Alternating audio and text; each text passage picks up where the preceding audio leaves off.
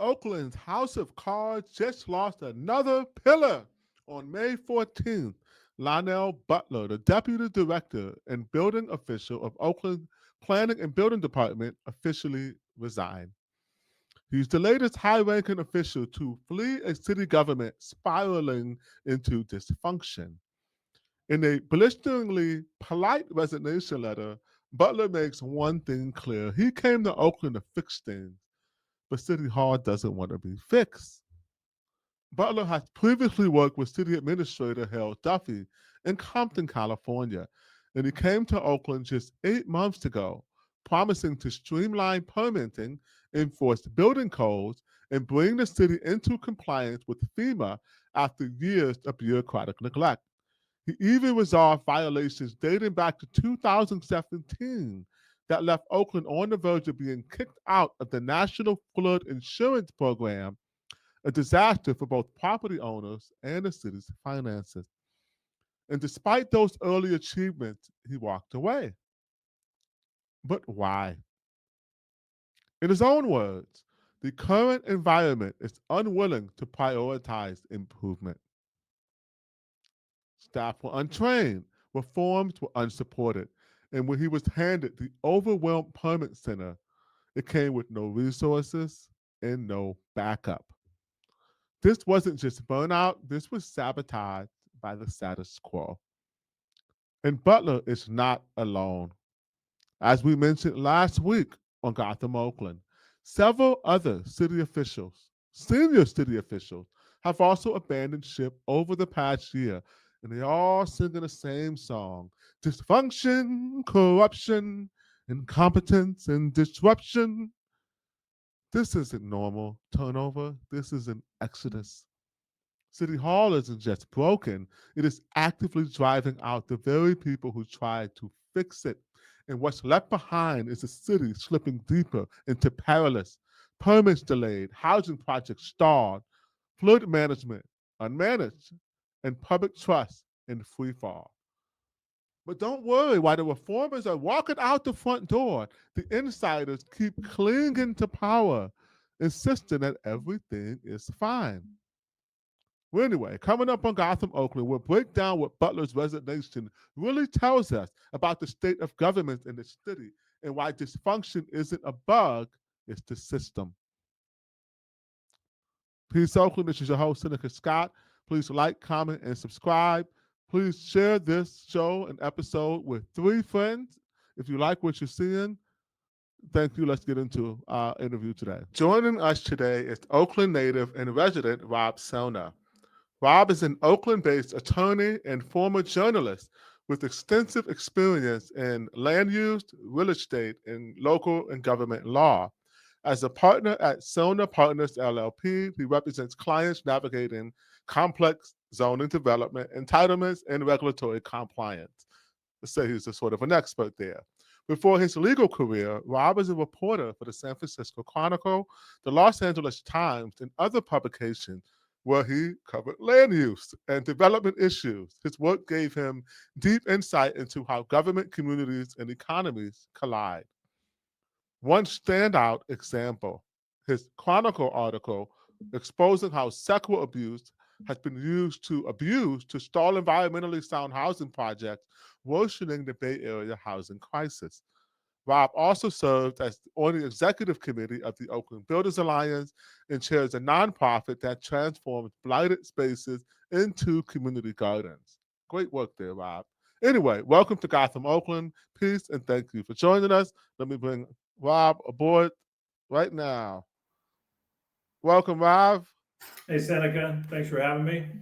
I didn't miss anything. Did you used to live in LA? I lived in Ventura County when I worked for the LA Times. Oh, nice. I used to live Very, in LA very, for a very while. briefly. Were you down there during like the Big Lebowski era when the movie came out in the 90s? I was there in the '90s. Yeah, around that time, I'd say. Did you have longer hair? Slightly. I didn't have any facial hair, so I was Okay, all right. clean shaven. I was pretty buttoned up at the LA Times in those days. We used to wear ties to work.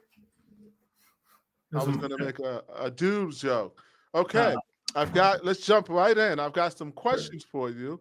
Course. In my opening, we talked about our recently departed staffer. Now, I didn't know much about him until you told me earlier.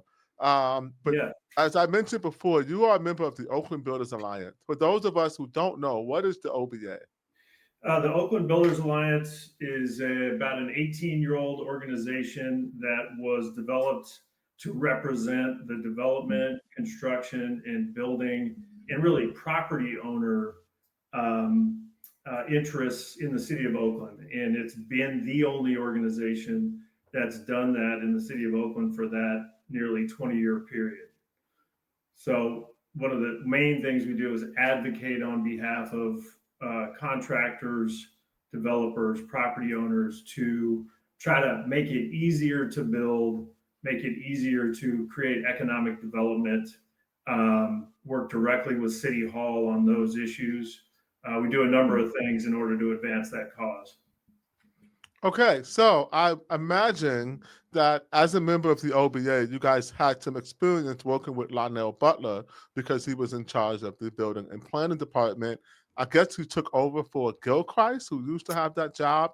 But how much No, experience? so sorry to interrupt. Slightly different. He was the deputy director, and he's was the head of the building department. So Bill Gilchrist is still there. He's the head of both planning and building, and Lonell Butler was the deputy director and the head of the building department. And the OBA and I did interact with Mr. Butler, but it was brief because he has been there less than a year.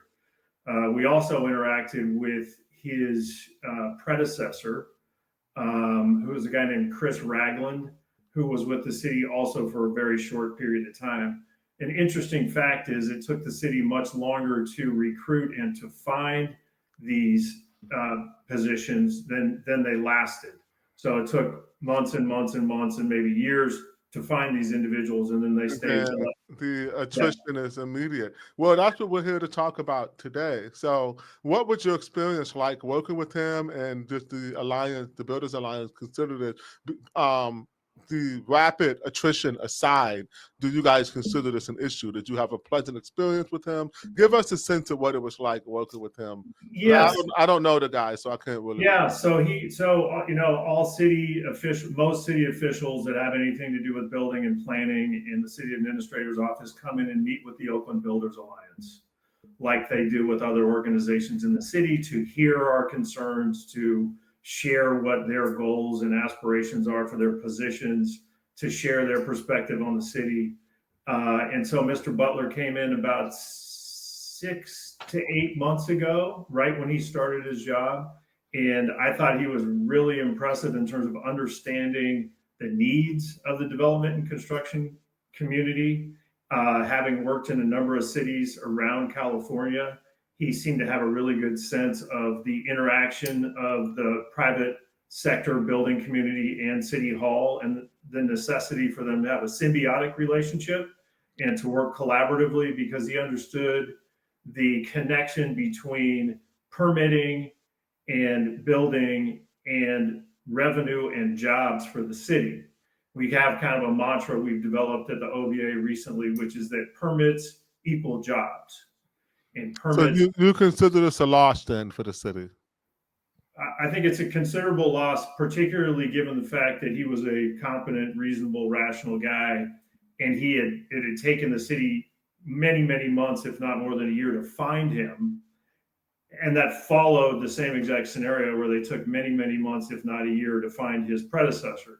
And so it's a waste of city. That in and of itself is a waste of city resources, regardless of who the person is who gets hired. If it takes you that long to hire somebody and then they leave after a shorter period than it took you to find them, that's a misuse or a waste of resources. Well, I've heard some things there. Before I get on to the next question, because I don't know if you watch the show, but we like to, we got connections, and I know you guys know people always trying to figure out who the heck is talking to Seneca, and lots of people are getting in trouble who aren't even talking to me, ironically.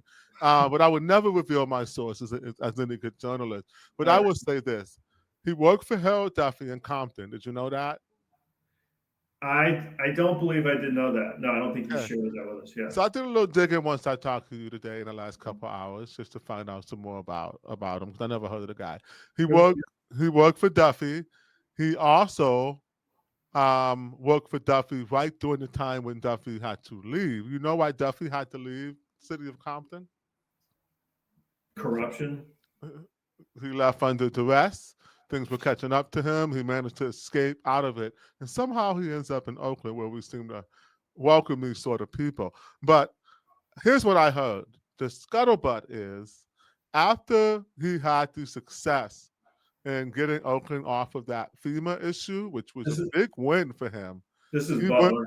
You're talking he about went Butler. yeah, Butler. He went Right. back and asked the city and said, "You got to give me a raise. I just saved your ass.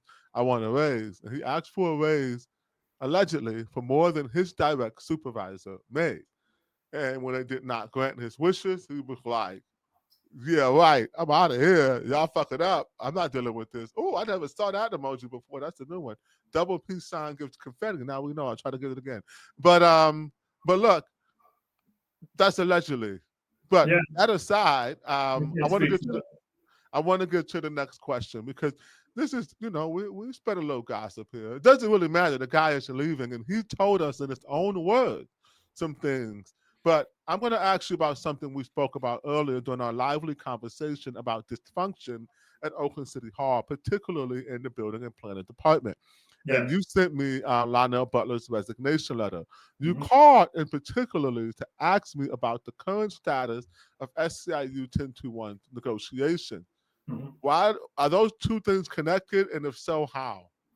Yeah, they're connected because one of the fundamental reasons Mr. Butler gave for resigning was that he wasn't getting support from the city for implementing improvements to increase and improve the efficiency with which people can get permits.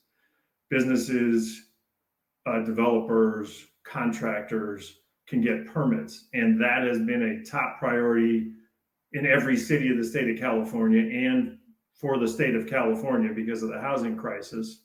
And for many cities, because small businesses are the backbones of the revenue that goes into cities' general funds, and that includes Oakland.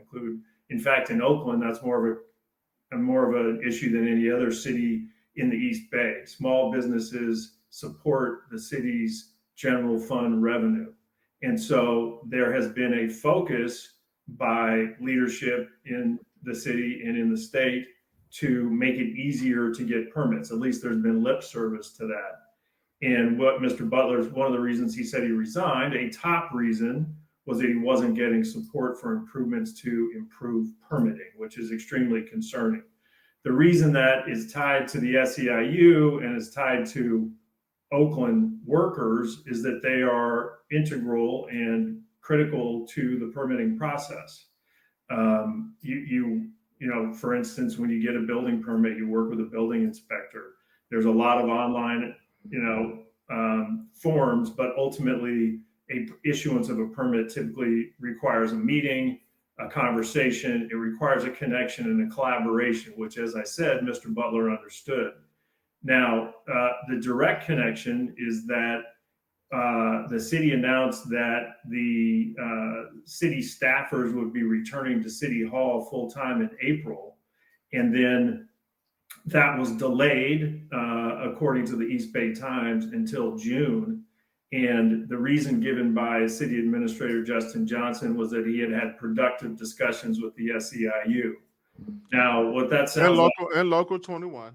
what that sounds like to me is they exerted pressure on the city to delay coming back to the office by 2 months.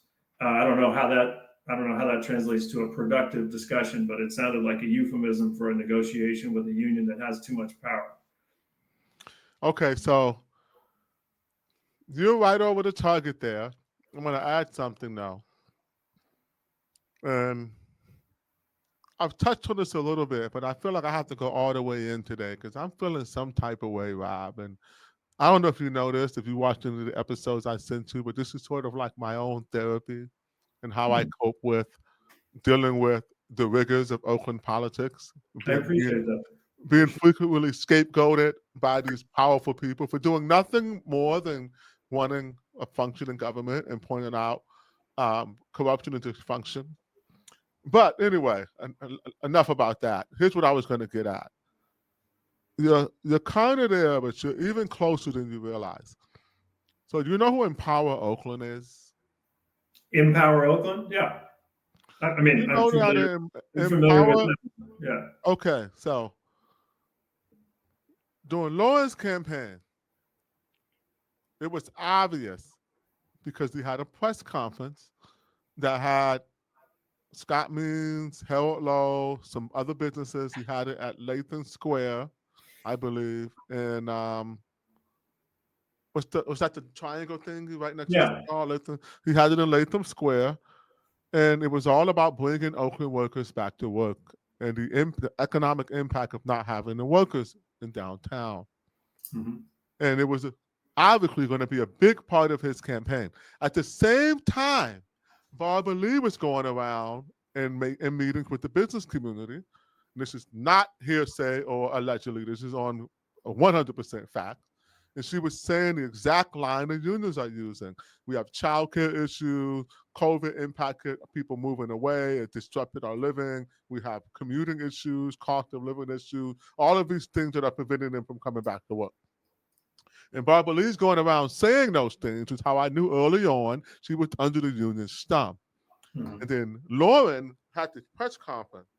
And then right after that, they came out that same day and said that, oh, no, we already said they're coming back to work. But there was no date or anything on these. Really interesting. Like they really rushed it to try to scoop Lauren. Mm-hmm. And it was obvious that they were just announcing it to take it away from Lauren Taylor's arsenal to be able to claim that they weren't coming back to work and that if you elected him, he would bring people back to work. The union candidates didn't want to do that. Mm-hmm. And they took that away, which was a very, very big weapon to use. And I don't know if weapon's the right word, but anyway, it's a good talking point and ended up being. So here's what happened, and I'm getting at before I ask my next question. Gaga Biani, because I dropped a name too. I wasn't going to disclose this guy, but he's pissed me off so much with his arrogance. And we have sacrificed our populist movement in Oakland. We called a mayor, we called a DA. We did it for very little money and resources. We did it with very few financial backers when it comes to the mayor because everyone was scared to back it except Philip Dreyfus and the Conway family from San Francisco with maybe $30,000, right? So Philip Dreyfus in Oakland contributed $100,000, a small dollar, and Philip Dreyfus contributed $800,000. And the reason I'm getting at this before I lose my train of thought, because I'm going off right now, is that we sacrificed Neighbors Together, all the work, you've been there, all the work that we did in organizing and building up this grassroots movement. And then he comes in and we act like they can speak for it because they have more money. And we were allegedly working together, but there's no coordination on our part. You didn't come fucking talk to me about any of this shit. And you want to know what that jerk off does? And if you're listening to this, Gaga, fuck you for this. You want to know what that jerk off does? He makes a deal with the unions and Barbara Lee's people that they would not fight against the sales tax if they would bring workers back, and they would agree to bring workers back.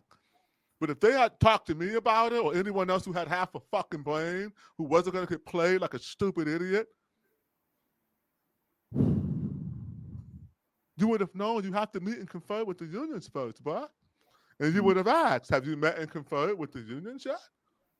Because, I used to be the East Bay director for SEIU 1021, like the union boss of the whole East Bay, like that guy, that job I used to have. Anyway, so they got played. They got outmaneuvered, and then right when it was like, oh, no, we're going to push that to June. They're going to push it to whenever they want to push it. It's going to be this new hybrid, fancy thing. But here's the real deal. Here's what they're hiding. And then I'll get to the next question. Thank you for that. It's all connected to the dysfunction in Oakland's government. The real deal is if every single Bay Area city that's been audited, especially San Francisco, and cities around the country that are run by progressives, when they get audited, people are double and triple dipping. And if you were to actually bring people back, they can't come back. Some of them moved away. they can't do the job anymore. Some of them have other jobs. They want to give people time to navigate that before it's outed. But anyway, that's just my theory. We've never done an audit here of how many people have had other, tax forms. Not that hard to find this stuff out. But anyway, next question. If you have any comments on what I just said, go for it. Yeah, I would just like to follow up a little bit on my point about the connection between the SEIU and the city workers and Mr. Butler. So he's trying to make permitting faster, and he's trying to do a higher volume of permitting, right? Faster and more of them. And when you have people saying they're not going to come back to work, that's going to slow it down.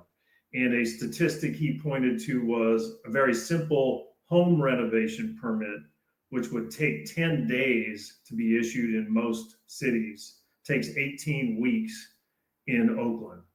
And that's just unacceptable.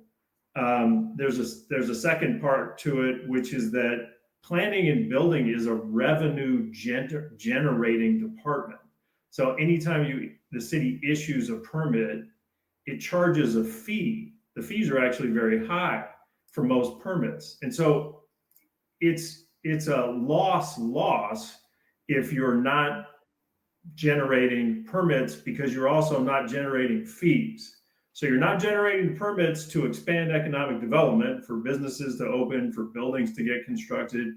You're also, in addition to that, not getting the fees you'd be getting for issuing the permits. So you're shooting yourself in the foot if you're the city. And ultimately, if it's the SEIU that's responsible for this, it's shooting itself in the foot, because they need the city revenue to be paid their salaries and their time off and their pensions. So it's sort of a very short-term and short-term strategy, and a strategy that doesn't really take into consideration the connections between permitting and economic development, and permitting and fees that go directly to the city's general fund. And that's kind of like business and government 101. And so the fact that this, what I'm saying we now, don't have a collegiate level government. We have like a middle school level government, which is dictated by the mean girl middle school level politics. No, right? My son is 10 and he understands this. So it's not even middle school. But if people would spend a little more time thinking about the bigger picture, meaning if the SEIU would think, well, if we issue more permits, there'd be more economic development and there'd be more fees going to the city, and then there'd be more money in the general fund, then we wouldn't be in a budget crisis, and 400 people might not lose their jobs, right? But instead, they're fighting over today and wanting to come in less than 4 days a week and wanting to have limited hours at the building and permitting counter, right? So it's going to reduce the number of permits. It's going to reduce the number of fees. At the end, it's a loss, big loss. You're making too much. You're making too much sense. That's the connection. Rob. That's the connection. So I've already asked question 3. You said you didn't know anything about him asking for a pay raise above his salary. No. I really just here's the limitation on what I know about Mr. Butler. He came and spoke to the OBA. He was impressive. He was competent. He had a good record. He understood the connection between permitting and economic development and jobs. And as I said before, permitting equals jobs. So he understood that. It was very clear to see. And so I was disappointed that he resigned in the first place, but then the reasons in particular that he gave for resigning were particularly troubling. And we haven't gotten to the second one yet, which was equally troubling. Well, almost as, yes, equally troubling in a different way. Well, I want to read directly from his resignation letter. Okay. The last 2 paragraphs. Sure. Well, the last 3, but one of them I'll wait for the next question about delay, because it's interesting he just threw this in there. But first, he says, to thrive in the current economic climate, the department needs to actively support development by streamlining the permitting process and regulations, which you just said, creating a favorable environment for business, property owners, developers, and builders. I'll skip to, he talks about uncertainty, but I'll skip to his closing remarks, because this is why I wanted to do this episode. My decision to resign stems from my belief that the department is not fostering an environment that embraces and supports progressive change and improvement. My values align with the need for continuous improvement, and I find it difficult to continue working in an environment that is not receptive to positive change. Thank you for the opportunity. I wish the city of Oakland best. Um, I feel that. I felt that to my core because anytime you try to bring up ideas and solutions, you attack for them. I was attacked for ideas and solutions I had just a few years ago that now are accepted and praised, even though they're forgetting the person who actually ran for mayor on them. And then they're acting like they're brand new. I'm talking about charter amendments and things like that. They all Yeah. of a sudden are like, it's a joke. But anyway, the last question well, second to last question. I didn't put anything about the lead. Why do you think he put that in there about the lead? Oh, okay. I'm sorry. I shouldn't have. My bad, guys. I'll bring it back up. I didn't mean to take it away.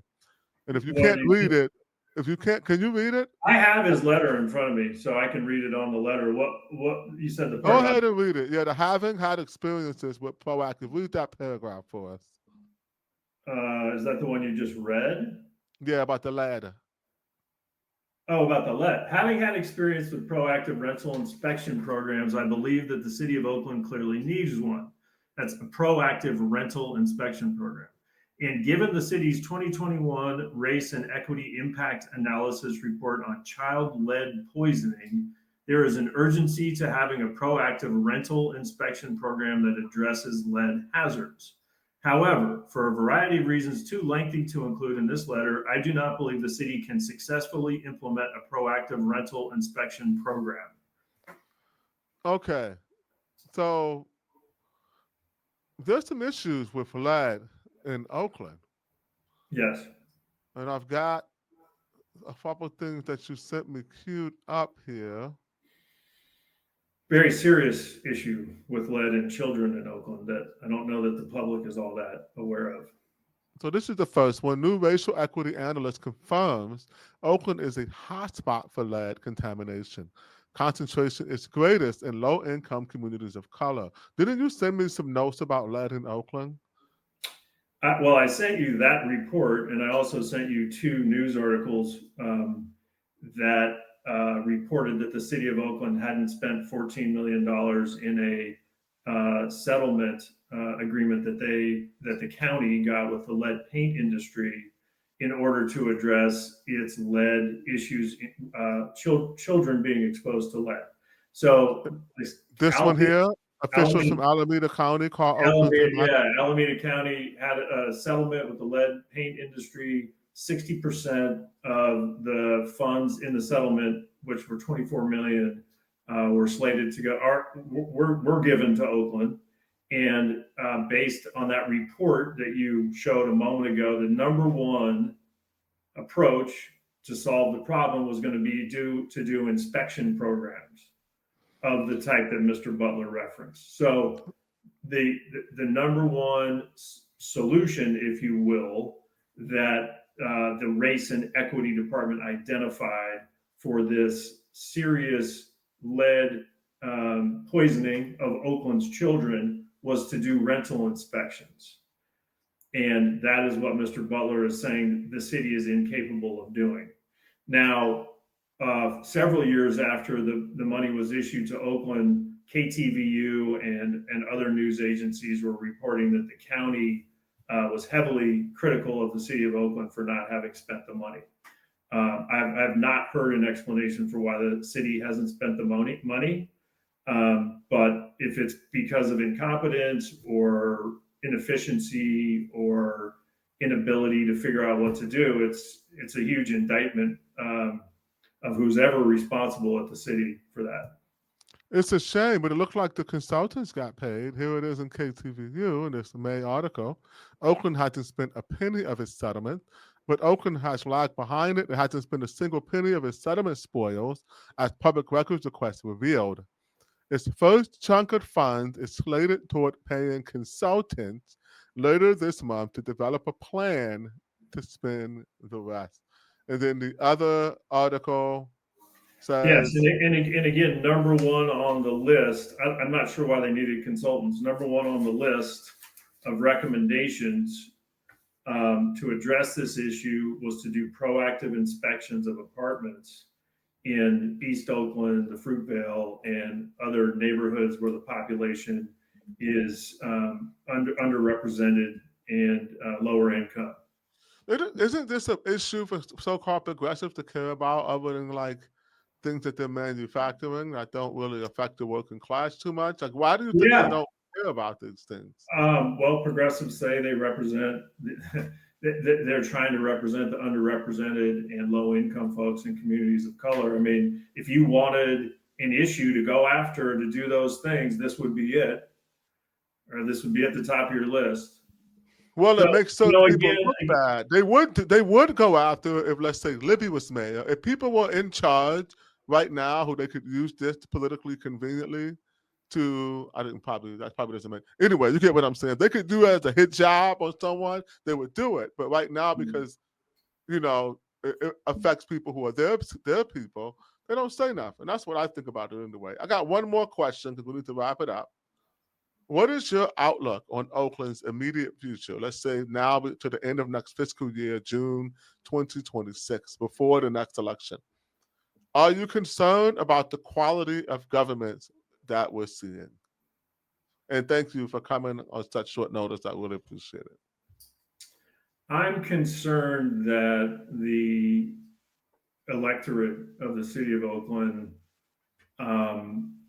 did not likely give enough thought to the mayoral election, and that the issues discussed by the candidates prior to the election were not on the topics that I was interested in seeing them discuss. And when I say that, I mean the city is clearly badly in need of charter reform. We have a sort of a very passive or weak, quote unquote, strong mayor government, where the mayor doesn't have veto power over the budget. The mayor doesn't have veto power over legislation. We don't have a city controller, so the city council doesn't really know the economic impact of the legislative decisions they make. And so charter reform is number one, really, on my list. That's why I ran on that for mayor in 2022. The other they have thing, a water down committee now, though. I heard they're watering it down. The other thing, well, there's a group out there that wants to go back to the city manager form of government, and that was the recommendation is. Yeah, Stephen Falk, who was a former. Oh no, that's not what we need. We're not a smart city. I don't believe that would be the solution. But the other thing I didn't hear the mayoral candidates talk about enough anyway was support for small businesses and support for economic development. And those two go hand in hand. And I think anybody who's spent a couple of years in Oakland knows that there's not a lot of big corporations here, but there are many, many, many small businesses and restaurants, bars, nail salons, cafes, and they come and go because it's a very hard business to make a living in. And City Hall does not recognize that the backbone of the city of Oakland's general fund revenue comes from small businesses, property taxes, and small businesses. Yet you didn't really hear the mayoral candidates talking about supporting small businesses much at all. And I really would have liked to have seen that, because I think that means they're blind to how the economics of Oakland works. Now, Oakland and San Francisco are very different, but just as an example of one mayor, Daniel Lurie has introduced legislation 2 times now to support small businesses. One was to defer their permit costs for a year so they could get up and going and then pay them once their businesses started functioning well and thriving. Number 2 was recent, and it was really, really sort of niche things like deferring permit payments for sidewalk tables and chairs, not forcing restaurants to have to paint their name on the exterior of their building, allowing later night events without a brand new building inspection. He introduced this legislation, or he vetoed legislation? No, he introduced it. Because can't our mayor right now introduce legislation? Because he understood the value in supporting small businesses. And these are little creative things, but they add up to a lot of money. You want to have tables and chairs in front of your restaurant in Oakland? that's going to be a permit and it's going to take 18 weeks and it's going to cost a lot of money. But if you could just do it, you'd have more people coming that would sit outside in the beautiful weather. But yes, to answer your question, yes, the mayor of Oakland can introduce legislation, as can any city council member. And when was the last time you heard of any of them, mayor or city council, introducing legislation to address any of the issues that we're dealing with right now? Small businesses. Can you name one? I don't know. I could be ignorant of that. There could be one that I don't know about. But well, I mean, can you name one piece of legislation that has been introduced in the last 6 months? Well, our city council now may be the most. I think this city council is the version of city councils that forgets how to build the aqueducts. If that makes sense. They definitely forgot how to introduce legislation. I don't know about the aqueducts. You got to go with the joke, man. And ancient. I know. Okay. I'm just anyway. No, then I don't think that I think that you only have a few legislators. I think we've had increasingly few actual policy wonks in legislators, and even the ones that were there who knew how to do it, they introduced the worst type of legislation, like Nikki Bass and Rebecca Kaplan. They knew how to legislate. Dan Cobb knew how to legislate, but all their policies sucked. A little bit. I mean, you're talking about like 2 or 3 pieces of legislation during their entire career. So yeah, they knew on occasion they got it done. Look, we've had people there who had to introduce. What has Carol Fife got passed since he's been elected? Well, if she has, I don't know what it is. I just don't know. It's certainly not. You don't hear much about legislation at City Hall, and their council members are elected as legislators. I think they think they're like celebrities and stuff, or mean girls and bullies or tyrants, or line my pocket with taxpayer money and give it to my nonprofit people. Not quite sure. But we have a mayor's election, and I'm going to wrap it up here because we're getting a little bit long, but it's okay. It doesn't look like there's a deep bench, and I don't know if Lauren's running again, but considering that he's sort of disappeared again and he doesn't seem to kind of get what it takes to fight against the opposition, who is very, very well organized and very aggressive. Do you see anyone even running or even having a shot to beat these unions, or are we just going to have to sit down and take what we get? I don't know. I don't think it's sounding or looking too good, brother. I don't know. I think the public is and the media is focused on Barbara Lee coming in and starting her tenure. I understand her tenure is only 2 years. I understand that she hired Nikki Bass as chief of staff, as her chief of staff, which was disappointing. I saw an opinion piece by council member Ramachandran recently about civil enforcement, meaning parking tickets and so forth. And I thought maybe she was interested in running for mayor. I don't know. So I've been actually a little bit more sensible lately. And because everybody else is so dumb, she put Sneak in. But here's the problem. I don't believe her either. She doesn't like to do anything. She doesn't actually look. She talks a lot, but when it comes down to actually doing something, like saying all the right things and actually taking some aggressive steps are 2 different things. Sure, and I don't know enough. I don't know enough about her, and I don't know the other people considering running for mayor. I think that anytime you are going back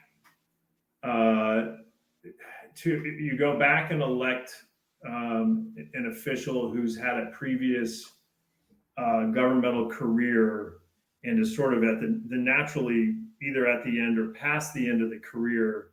Their career, you're sort of grasping for leadership, and you're kind of crossing your fingers and hoping for the best, and that felt a little bit like this last election. But I think everybody feels like you have to give the new person a chance, right? And so I think that's where the public is right now and the media is right now.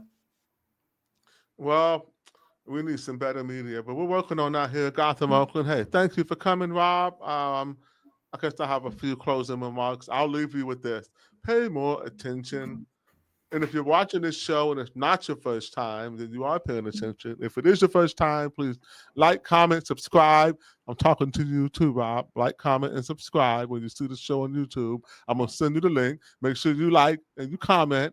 Leave a comment and you subscribe. And you send it to at least 3 friends so more people can watch and subscribe. I need 1,000 subscribers by, I don't know what's today, May something. My birthday is on Friday. We're not going to get 100 something that quick. But I say by September 1st, 1,000 by September 1st. So if you better share this, Rob. I'm counting on you. And thank you for coming, and I'll see you around. Support small businesses. Spend your money in Oakland. Permits equal jobs. What's that? Permits equal jobs. Permits equals jobs. And since I have a lot of fans who are watching in Oakland City Hall, get to work, get the permits in. Peace, Oakland. Love you guys. Gotham Oakland. Peace out. Yo, I swear it's only up from here. Yo, I swear it's only up from here.